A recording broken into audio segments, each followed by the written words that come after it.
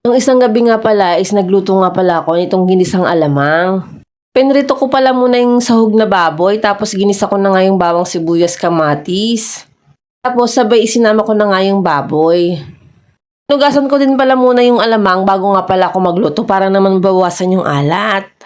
Ito nga at pagkagisa ko nga is inilagay ko na nga rin agad yung alamang.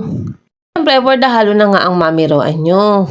Tapos naglagay din ako ng paminta, magic sarap at kaunting suka. Tapos nilagyan ko nga rin pala ng 2 kutsarang asukal para naman mabalance yung lasa. Ang nga luto na nga.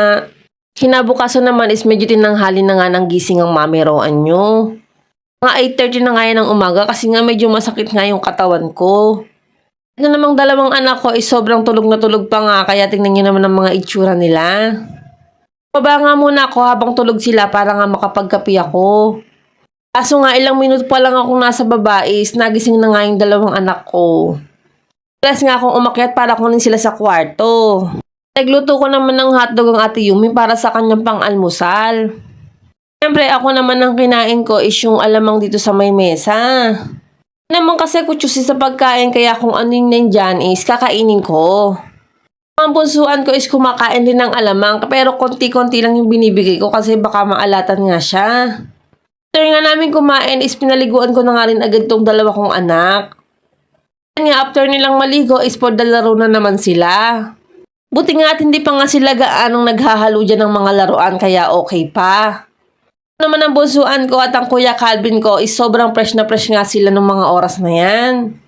Ang bunsuan ko nga is sobrang kulit na kulit at ang cute-cute talaga. After naman nila isang Ate Yumi naman ang inasikaso ko. Pero siya na nga pala ang naligo sa sarili niya at ako na nga lang ang nagbihis ng susuotin niyang damit. May pasok nga siya ngayon, ayan nga at binihisan ko na siya ng uniform. Ito nga at papasok na nga siya sa school at ayaw na nga niya magpahatid. Nung paglabas niya nga is naalala niya nga na hindi pa pala nakalak yung sapatos niya kaya bumalik nga siya. Siyempre ako pa nga ang maglalak nito. Ito nga for the go na nga siya sa school. Alis nga ni Ate Yumi is bumili nga lang pala ako ng mangga dito sa may kapitbahay namin. Kasi nga alam nga pala yung ulam namin kaya papartner ko nga pala to sa alamang. Kayo ba nag-uulam din ba kayo ng mangga kapag alamang ulam nyo dyan? Kasi nung mga bata pa lang kami ng mga kapatid ko is ganito na nga yung ulam namin kapag nagluluto yung nanay ko ng alamang. Meron kasing puno ng mangga dun sa may amin sa Makabling. Pagkakain ko nga is may dumating nga pala akong parcel. Ito nga pala yung pinakahihintay ko na pabango. Siyempre kahit pa paano naman is kailangan ko namang bilhin yung sarili ko. Halagang 100 lang naman ito. Ito lang naman talaga yung nabili ko para sa sarili ko kaya sobrang tuwang-tuwa nga ako at napakabango nga nito. Kaya nga excited nga akong gamitin ito. Agad-agad na nga akong naligo kaso nga medyo na-stress naman ako sa buko. Sobrang paglalagas talaga ang buko na stress na talaga ako. Nga gagamitin ko na nga at itatry ko na nga itong pabango na nabili ko. Natripan ko pa ngang mag-lip tint kasi nga para naman maganda-ganda ang mamiroan nyo, char. Hindi nga talaga akong marunong mag-makeup sa sarili ko kasi nga nasanay akong nagtatrabaho ako na bawal nga talaga ang makeup sa amin or cosmetic. Kaya nga medyo sinisipag ako, naalala ko nga pala na lagyan ng mga garter yung mga short ni Kuya Calvin.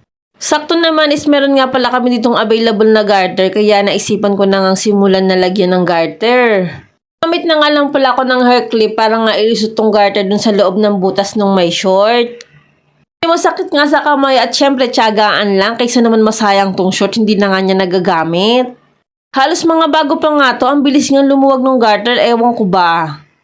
Tigda-2 suot lang niya tong lahat ng to tapos yan lumuwag na nga yung garter. Ang piraso nga tong short kaya sayang naman kung pababayaan ko lang na walang garter. Tapos nga is naidamay ko pa nga rin palang lagyan yung mga short ni Ate Yumi kaya anong oras na rin ako natapos sa paglalagay. Eto nga after ilang oras is natapos na nga rin ako o diba at least may masusuot na yung mga anak ko ulit. Tapos ko nga dito is ibinilin nga pala sa akin itong baby Nika namin na karagahin ko nga daw muna. So nga sobrang bilis ng kamay nito kung ano-ano nga yung inukuha niya tapos isusubo niya.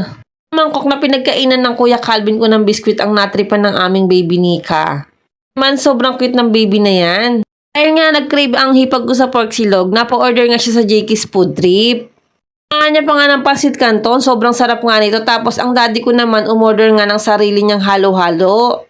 Ito nga at kumuha na nga ako ng pansit para naman makapagmerienda ako. Sakto naman, meron pang monay dito sa bahay. Kaya pala to in-order sa may kumare kong si Lena, sa may Jakey's Food Trip, dun sa may pulo. Sobrang dami yung pagpipilian na pagkain na abot kaya, lalo nga tong pansit sa halagang 90 is ang daming ang servings.